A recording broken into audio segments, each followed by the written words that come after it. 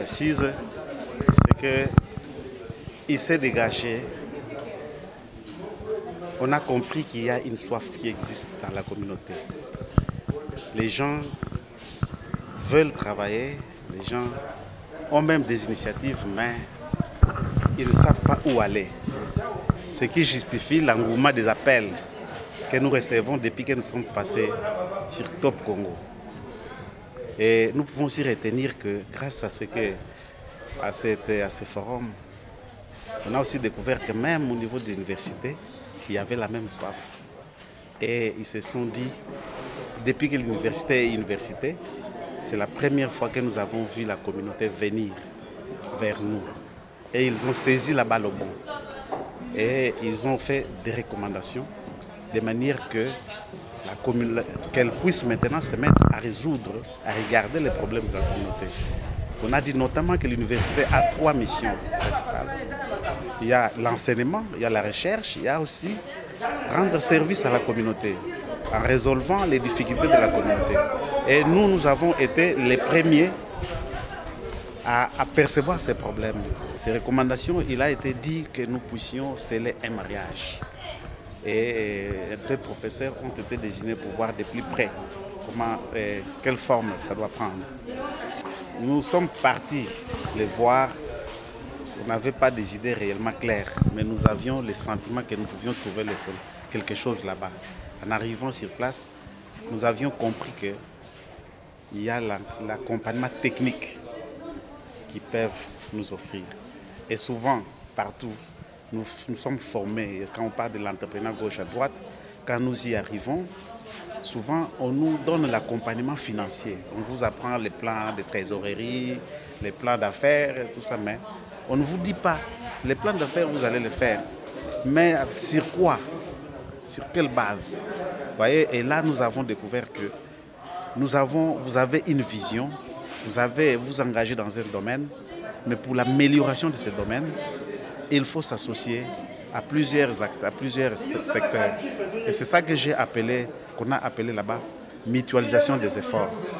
Donc, il faut savoir collaborer avec certaines personnes, marcher avec certaines compétences pour finalement booster réellement sa vision. Selon les scientifiques, c'est un peu oui et non. Il y a des produits qu'ils ont appréciés, il y a d'autres qui n'ont pas apprécié. Et cela était dû au fait aussi que nous sommes dans la communauté, nous nous débrouillons dans la communauté. Et comme ce sont des produits que nous prenons habituellement, nous n'avons pas de problème. Vous voyez que nous sommes là avec notre ignorance, mais maintenant nous avons pris l'engagement de se faire accompagner. Et nous appelons beaucoup, tous les Congolais, de faire de même. Je pense que oui et non. Je vous dirais que quand Dieu a créé l'homme, il n'a doté que sa personne. Et que le premier capital d'un homme, c'est sa tête. Et que quand la tête va bien, et que la conception du problème est bien conçue, même l'argent dépend de cette conception. L'accompagnement juridique, nous connaissons et je pense que cela a été stigmatisé.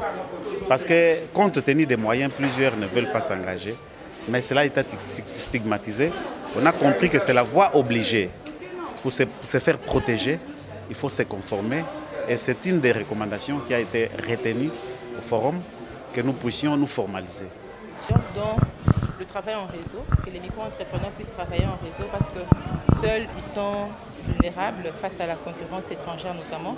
Et puis, j'ai demandé qu'ils soient suffisamment accompagnés par le service des tutelles, à savoir le secrétariat général à l'entrepreneuriat micro-entreprise, pour pouvoir booster leurs activités, qu'ils puissent continuer la synergie qu'ils ont établie avec le monde scientifique et notamment avec les professeurs d'université pour pouvoir veiller sur la qualité et le contenu des produits qu'ils offrent au public et aux consommateurs. Plusieurs pays ont été développés grâce aux micro-entrepreneurs, notamment l'Allemagne. Moi, je trouve que si nous pouvons valoriser cette action des micro-entrepreneurs, si on les valorise suffisamment, si on leur donne le moyen, on les met dans les conditions, ils peuvent booster le développement et la croissance économique de notre pays.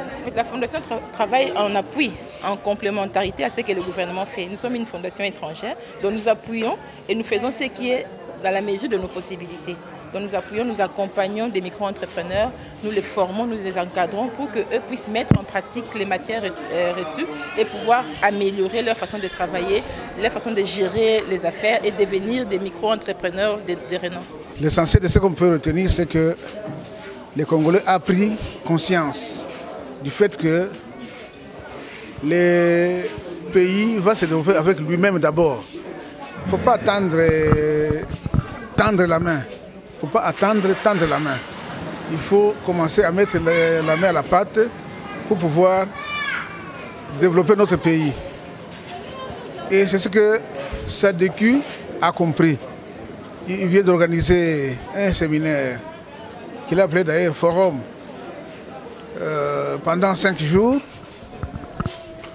Forum auquel il a associé les savants de ce pays, les professeurs d'université, des 3 institutions supérieures et universitaires, pour une théorie efficace afin de se lancer sur le terrain.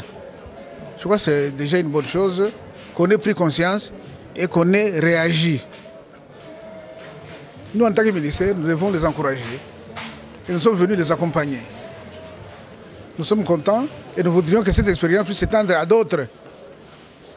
Parce que chaque Congolais a le devoir de travailler. Comme aux États-Unis d'Amérique, il y a un président qui a demandé à l'Américain, à chaque Américain, de savoir ce que lui a donné à l'Amérique pour que l'Amérique puisse penser à lui. Et c'est cela aussi le Congo. Mais la classe moyenne se constitue. Et ça commence comme on est en train de faire ici. Donc, la classe moyenne est là. Puis, les gens demandent toujours qu'il y ait une classe moyenne. Pourquoi pas la classe supérieure? Nous devons aller de l'avant. Nous ne devons pas nous contenter d'une classe moyenne. La classe moyenne est déjà là. Mais nous devons l'entretenir par des activités de ce genre et bien d'autres que le pays attend des Congolais. Tout Congolais peut entreprendre. Il n'y a pas d'exclusion, il n'y a pas de spécificité. Les jeunes comme les vieux, les femmes comme les hommes, les vieux comme les jeunes, les travailleurs comme les chômeurs, tout le monde doit entreprendre. Parce que nous voulons diversifier l'économie de notre pays. On ne doit pas tout le temps se cantonner aux mines. Non, les mines peuvent s'épuiser, mais nous avons un sol très riche qui peut contenir toutes les plantes et tous les produits peuvent en sortir pour que nous soyons compétitifs sur le plan international. Bon, ce qu'on a fait ici, n'est-il pas une contribution? Parce que je vois des produits qui sont exposés. Et moi, je vais acheter. Je vais acheter. Si chacun achète ici, les mamans qui les ont fabriqués vont aller manger à la maison et nourrir nos enfants. Donc, tout peut contribuer. Notre pensée, c'est une contribution. Notre présence ici, c'est déjà une contribution. J'ai vu, vous avez été à l'université de Kinshasa pour aller faire quoi? Pour que les professeurs puissent contribuer. Ils ont contribué par des théories savantes à la base de l'éclosion de notre économie. Donc tout le monde peut contribuer. Pour vous informer de l'essentiel de l'actualité en République démocratique du Congo, il vous suffit de vous abonner sur Top 243 News TV. Également nous lire sur www.top243news.com. Au nom de toute la rédaction, nous vous remercions.